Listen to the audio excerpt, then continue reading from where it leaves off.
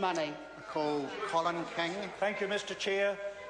Just to add a bit of history to the last speaker, when Labor was in government, the teaching level at ECEs were around 67%, and what we have at the moment is a funding level under a national government of 80% of teacher-led, and we have a lot to be very thankful for from the good leadership of a string of ministers of education, especially Hikia Parata at the moment, who's very focused on getting the very, very best out of a first-class education system. $9.7 billion committed to the compulsory sector, and a goal, a better public service goal of 98% of involvement in early childhood education. And I would have to say, as a grandparent, I am absolutely delighted.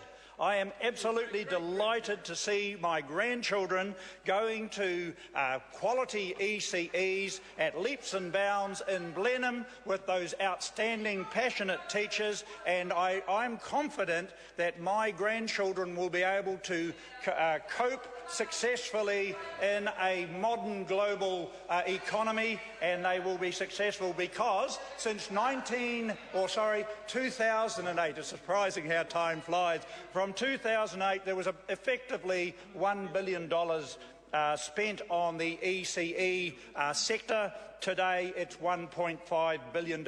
And we've got to bear in mind, Mr Chair, that this is during a time of incredible hardship, a global financial crisis, and yet this government's priority under the Minister Hikia Parata has focused on ensuring that we spend those taxpayers' dollars effectively and wisely. And I just want to refer back to an earlier policy that was put into effect by this national government, national standards. How well that has sat today with the good reporting. I am so pleased and delighted that finally we are recognising the importance of measurement and that we have momentum going forward. Momentum going forward around education. For so long, the opposition there buried their heads in the sand and had, well, what did they do? Nothing.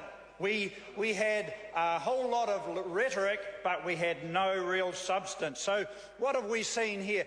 This government has initiated some really important reviews and inquiries, and I can't stand here, Mr Chair, and not mention the digital literacy.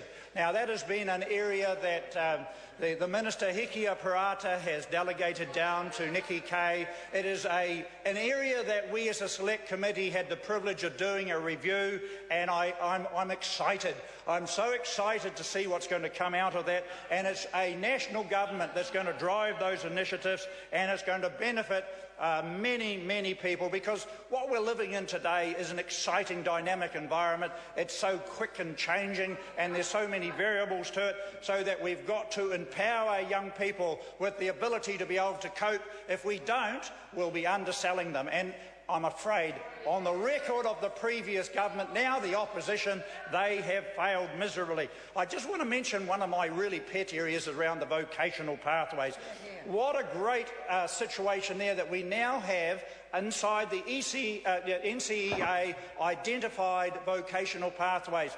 Like, we hear a bit of mock and sort of jovial approach to the plumbers, gas fitters and drain layers, but really when you look at the examination, the problem there, the foundation problem, is that a lot of our young ones today don't have the literacy or the numeracy to be able to do a distance learning situation, qualification or an exam. And there's no doubt about it, Mr Chair, that when you look at the package of policies that this government has implemented over a series of budgets, we have made a significant difference. We have set up a step change going forward, and I'm just so delighted about it. So in conclusion, we talk about partnership schools, a very, very important situation, and you hear the other side lament and talk about the teachers. Now look, we understand that the teacher is the inspiration and ignites a person's potential.